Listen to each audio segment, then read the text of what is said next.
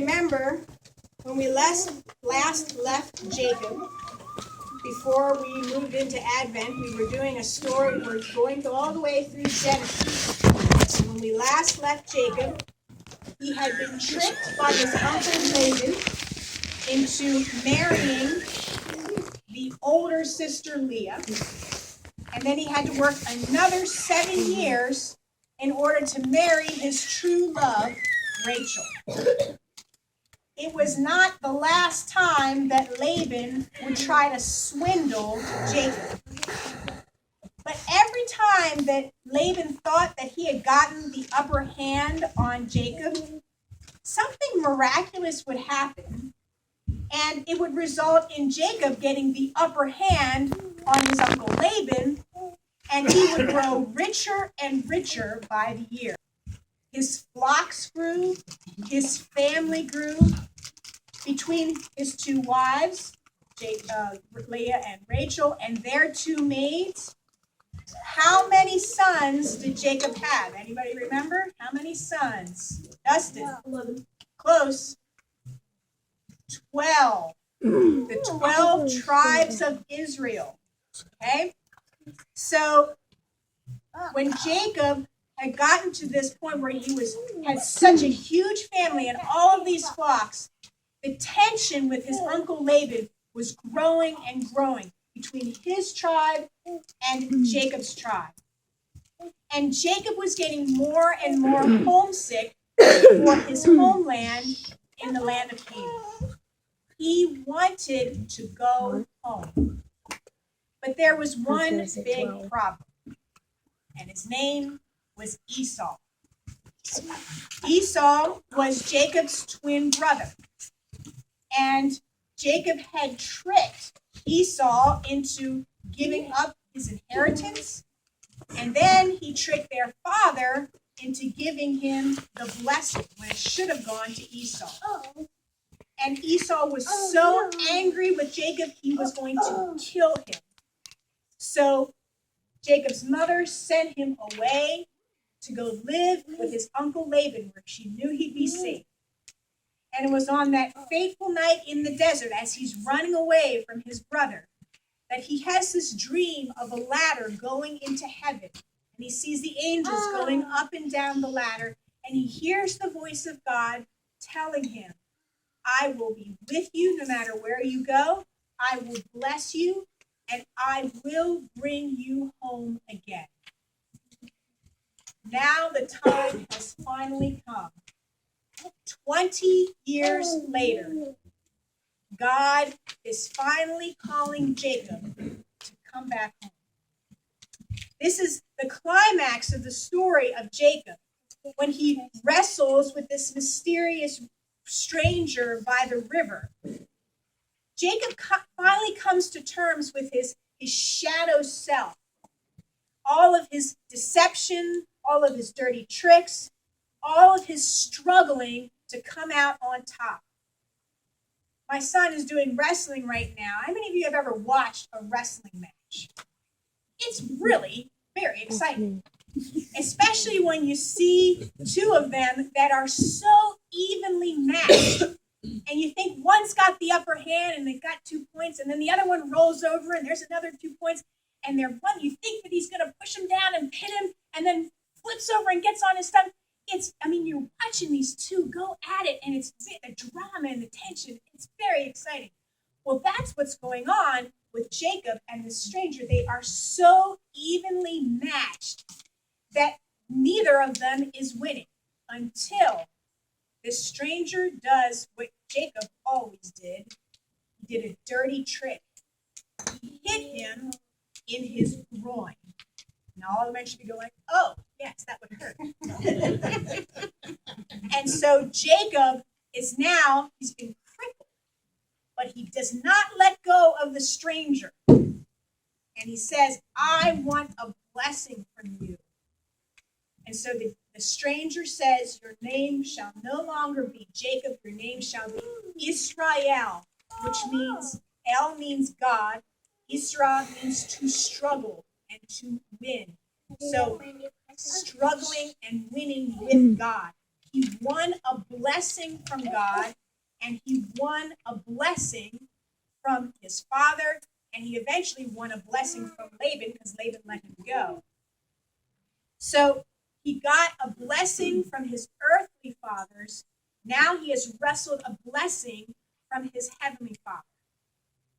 What does this blessing mean for Jacob, though? First, it ends his ability to produce children, which ends the competition that's been going on between Leah and Rachel on who's going to have the most children. It also begins the journey of Jacob humbling himself before God and before those he has tricked. We read in the Gospel of Matthew how Jesus says you have to be reconciled with your brother or sister before you can move on with your life. And this is what God is saying to Jacob right now. You have to come to terms with the person you have been, with the mistakes you have done, with the bad choices that you have put out there. You've got to face the consequences of that before you can move on. And so for the first time, Jacob is finally being honest and open with himself. He does not want to end up like his uncle Laban, who is a bitter old man who has been deceiving people all his life. His daughters don't love him anymore because he's poisoned their relationship. Everybody has left him. Jacob knows he does not want to end up like Laban, which is who he'll become if he continues on this path of deception. He is now coming to terms with his future self. He does not want to be that. He has chosen a different path. But he is also wrestling with his past self, the one who tricked his family. He needs to make amends. He needs to make things right, to reconcile with his brother.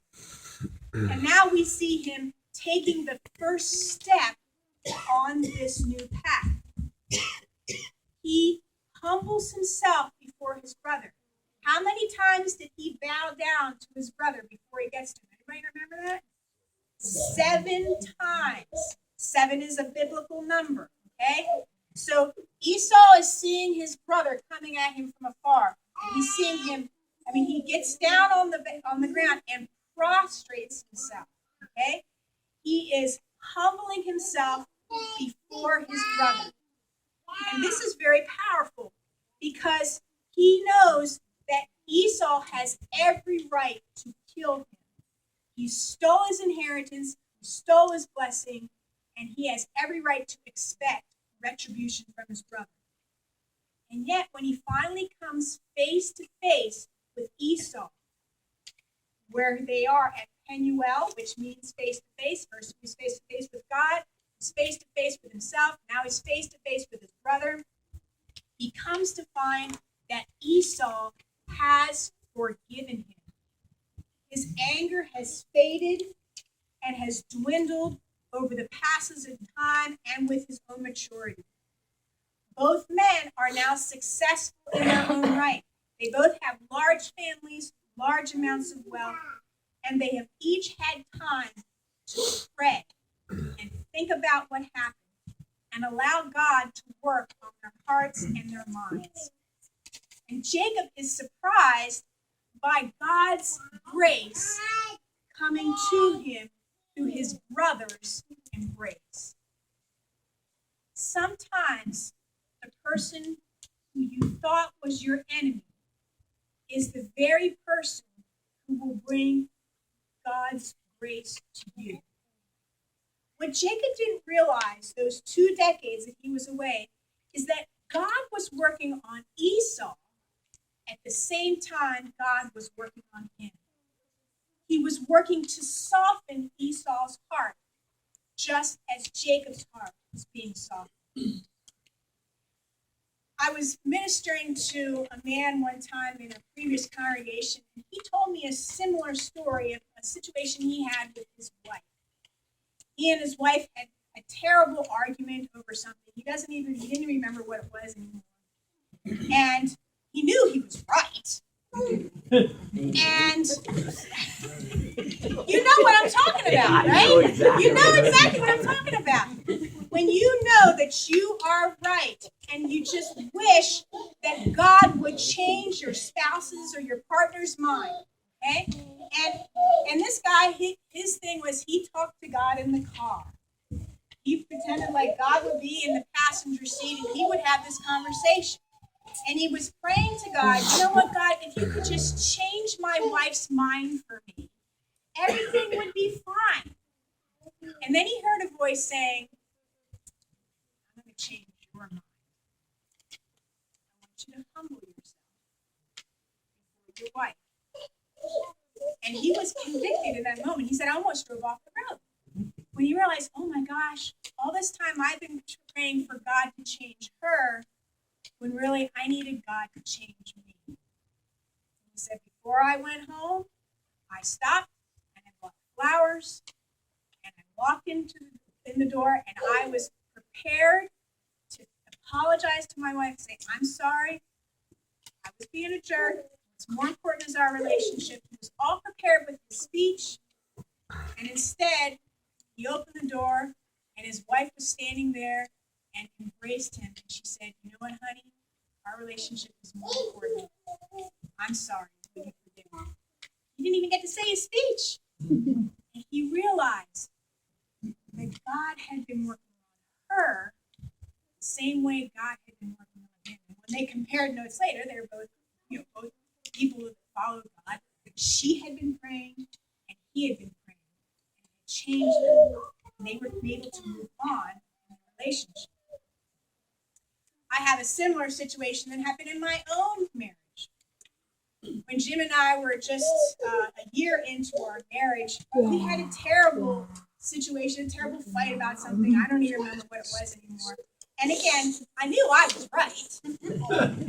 And I had been praying for a long time that God would just change his mind and get him to see things the way I saw them. If he could just understand, put himself in my shoes.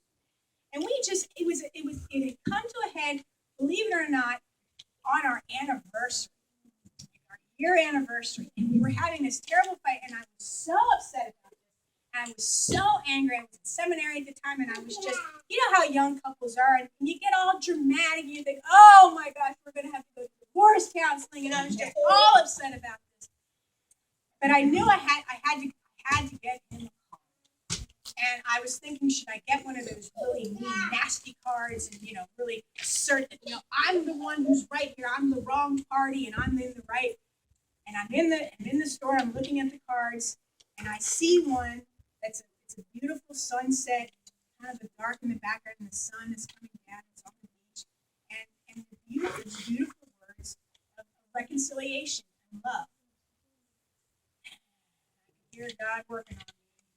That's the card you should get. You need to apologize. You need to make things right. So I swallowed my pride. I got this card. I wrote, I'm sorry, and I love you, and happy anniversary. That night I brought the card home. And we sat on the couch, and we're kind of looking at each other. We have our cards. Here. And I open up this card to him.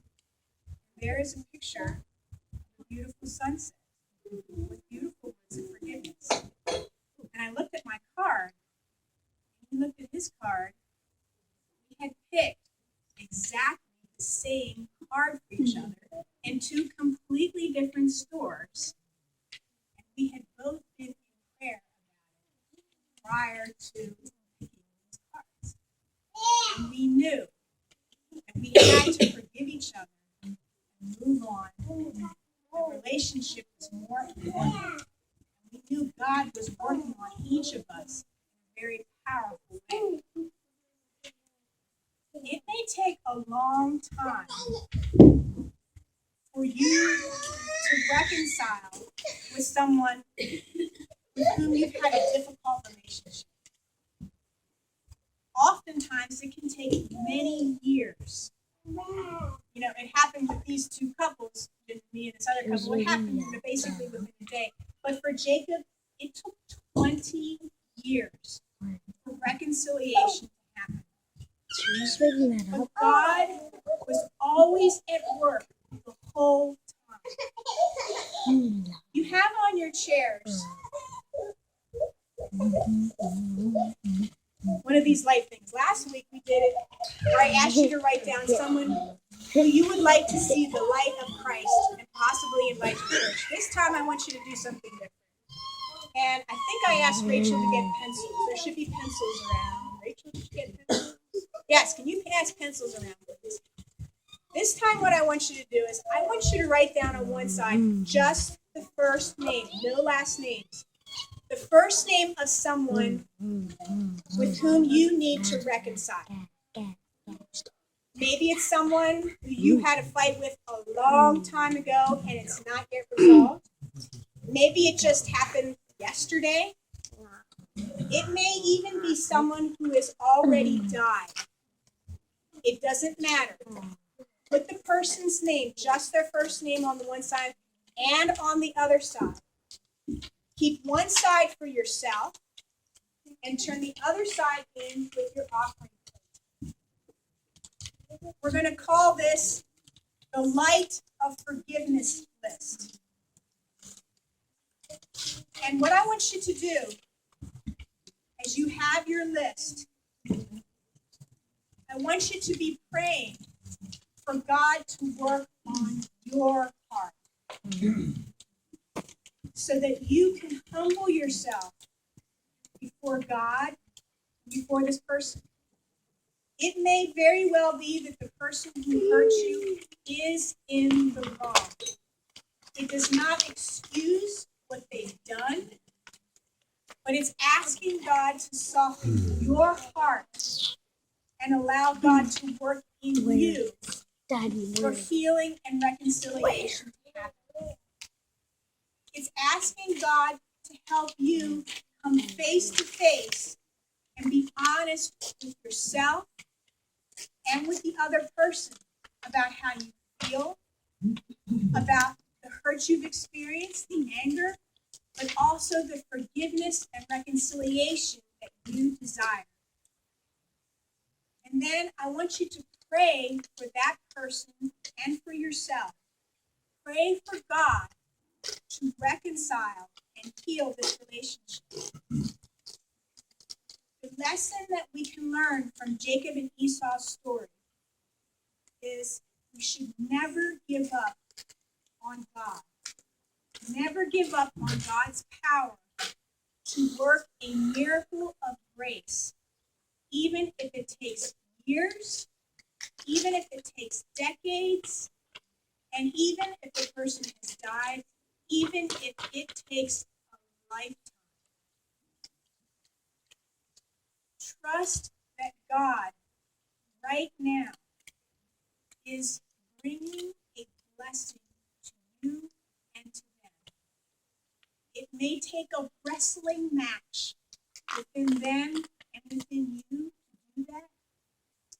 There may be pain involved, but ultimately, God will give a blessing, the healing of grace